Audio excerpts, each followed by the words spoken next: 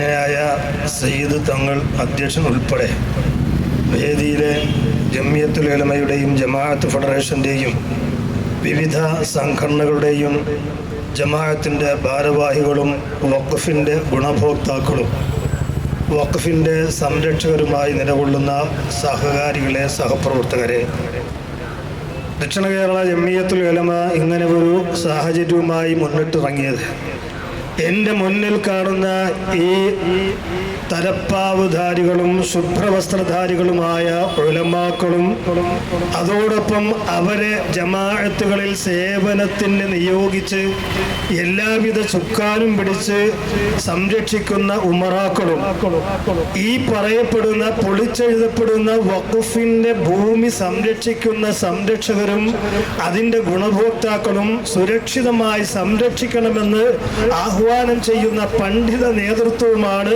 ഇതിൻ്റെ പിന്നിലുള്ളത്. കേരളത്തിലെ മതസൗഹാർദ്ദത്തിന് എപ്പോഴും മുൻപന്തിയിൽ നിലനിൽക്കുന്ന പാളയം ജുമാ മസ്ജിദ് ഉൾപ്പെടെ വഖഫ് സ്വത്താണ്. കേരളത്തിലെ ഏത് മുസ്ലിം പള്ളിയാണെങ്കിലും അവ മുഴുവൻ വഖഫ് സ്വത്തുക്കളാണ്. അതുപോലെ ഡൽഹി ജുമാ മസ്ജിദ് വഖഫ് സ്വത്താണ്. ഇത്തരത്തിൽ കേരളത്തിന്റെ കാശ്മീരിലാണെങ്കിലും ഡൽഹിയിലാണെങ്കിലും ഇങ്ങേ അറ്റം വരെയാണെങ്കിലും മുഴുവനും വഖഫ് സ്വത്തുക്കളാണ് എന്ന ധാരണയോടുകൂടി തന്നെ അതിനെ സംരക്ഷിക്കുവാൻ ഈ ഓണക്കാലത്ത്, ഈ നബിദിന കാലത്ത്, നബിദിനത്തിന് എല്ലാവരും റസൂൽ സല്ലല്ലാഹു അലൈഹി വസല്ലം തങ്ങളുടെ മദ്ഹും പ്രവർത്തനങ്ങളുമായി മുന്നിട്ട് നിൽക്കുമ്പോൾ ഈ ഓണാഘോഷവേളയിൽ സർക്കാർ ഉൾപ്പെടെ പലതും പരിപാടികൾ വെട്ടിച്ചുരുക്കി ചെറുതാക്കി കൊണ്ടുവരുന്ന സന്ദർഭത്തിൽ ഓരോ ജമാഅത്തിൽ നിന്നും ഒരു പ്രതിനിധി എന്ന നിലയിൽ മാത്രമാണ് വെറും അങ്കുലി പരിമിതമായ ആൾക്കാരെയാണ് ക്ഷണിച്ച് ഈ രാജ്ഭവന്റെ മുമ്പിൽ നമ്മൾ പ്രവേശിപ്പിച്ചിട്ടുള്ളത്. അതുകൊണ്ട് തന്നെ ഇത് ഒരു ചെറിയ സമരമായിരിക്കില്ല എന്ന് മുൻകഴിഞ്ഞ നേതാക്കന്മാർ ഇവിടെ പറഞ്ഞതുപോലെ കേരളത്തിന്റെ നല്ല ഈ ഇന്ത്യയിലെ മുഴുവൻ വഖഫ് സ്വത്തുക്കളും സംരക്ഷിക്കപ്പെടണം.